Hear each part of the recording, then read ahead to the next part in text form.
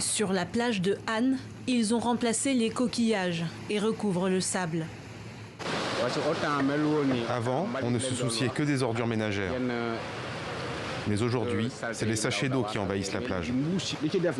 Ces gros bateaux que vous voyez au large déversent des tonnes de déchets plastiques dans la mer avec une quantité importante de sachets d'eau. Malheureusement, l'eau nous renvoie tous ces déchets au bord de mer. En bord de mer, mais aussi dans les rues de la capitale.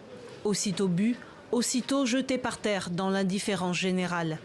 Pratique et moins cher que les bouteilles, les sachets d'eau se vendent partout et font partie du quotidien des Sénégalais. Les vendeurs ambulants sont nombreux et ils font le tour des rues. Alors on n'a pas besoin de bouger pour acheter de l'eau. C'est pour ça que les gens en consomment beaucoup. Si les vendeurs de bouteilles d'eau avaient la même technique, on en achèterait aussi.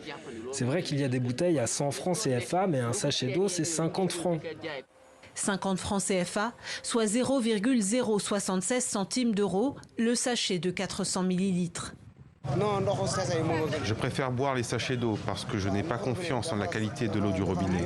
Elle n'est pas bien filtrée. On voit souvent des saletés dans l'eau du robinet. Les sachets sont plus sains et plus accessibles. Face à la demande, des dizaines de marques se disputent le marché. Située en banlieue de Dakar, la petite usine d'Amadou Diallo tourne à plein régime.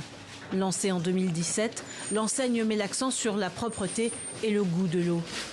Il y a 3 filtres et puis un charbon. Les filtres, ça filtre l'eau. Le charbon, ça améliore le goût. Amadou Diallo affirme produire jusqu'à 400 packs par jour en période de chaleur. Pour exercer cette activité, il dispose d'une autorisation, une obligation, loin d'être respectée par tous, selon lui. Il y a des gens qui ont installé les usines dans leur maison. Ils viennent dans des maisons fermées, donc tu ne peux même pas savoir. Des fois, même quand les autorités viennent pour demander, on ne leur dit pas. On dit que non, il n'y a pas une usine ici. C'est comme ça. Donc il y a beaucoup de gens qui travaillent clandestinement dans ce business.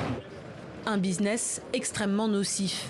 Un sachet met 400 ans à se décomposer en microplastiques. Ces microplastiques polluent les eaux, obstruent les évacuations et contribuent ainsi aux inondations qui affligent chaque année les Dakarois. Et selon un rapport du ministère sénégalais de l'urbanisme, en 2022, plus de 250 000 tonnes de plastique sont jetées chaque année. Seules 30 000 tonnes sont recyclées. En 2020, la vente de plastique jetable à usage unique est en théorie interdite au Sénégal. Mais en pratique, les autorités font preuve de souplesse. Ceux qui ont déjà leur autorisation de fabrication, bon, il n'y a pas de problème.